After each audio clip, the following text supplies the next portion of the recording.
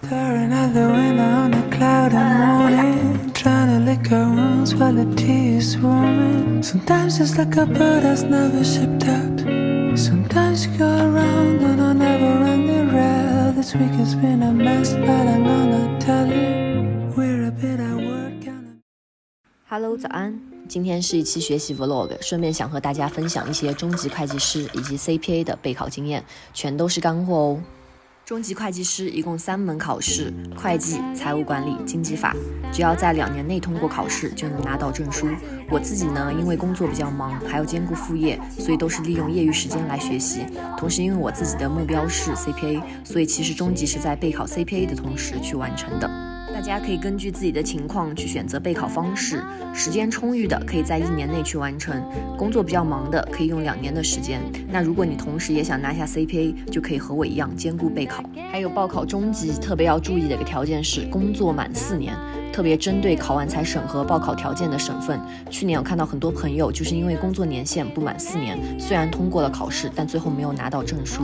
今天的视频呢，想给大家7条备考建议，全都是自己的一些总结。第一，学习其实就是重复的过程。才开始学习的时候，我是没有预习阶段的，因为内容真的很多，都是直接听课。但每天听过内容，在第2天学习新内容之前，我都是会复习一遍的，这样防止学了后面的忘记前面的。还有就是一定要学会利用碎片时间，通勤路上、早上起床、午休之前，都可以把知识点拿出来看看、背背、记记。总的就是要重复。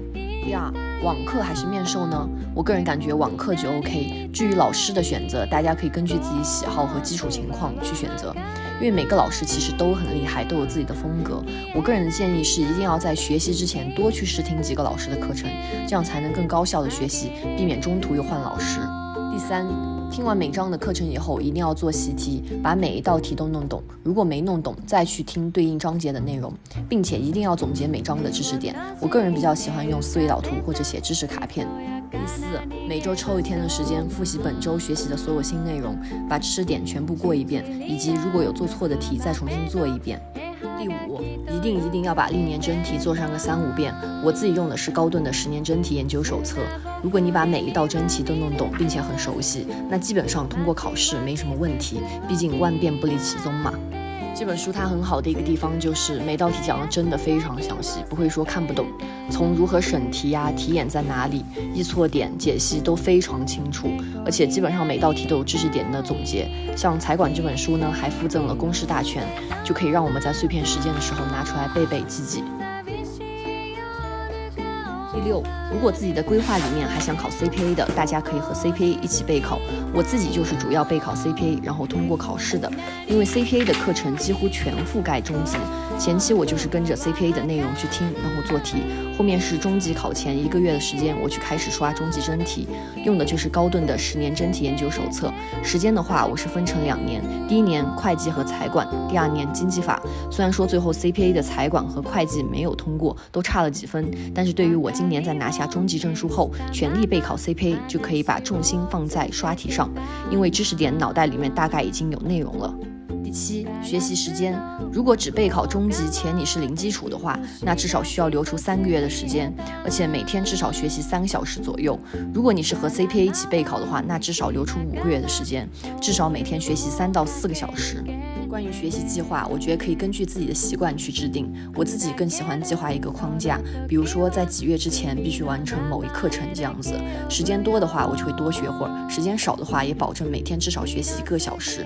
如果你更习惯做小计划，那就可以把课程落实到每天，详细到计划表上。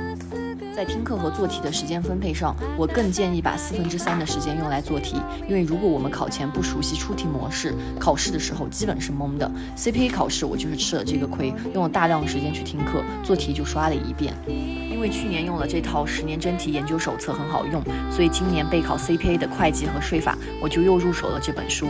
希望说通过把真题研究透，然后更好的备战考试。真的一定要把更多的时间花在做题上，听课听懂了真的不代表你会了。让我们今年一起加油吧，一起通过考试。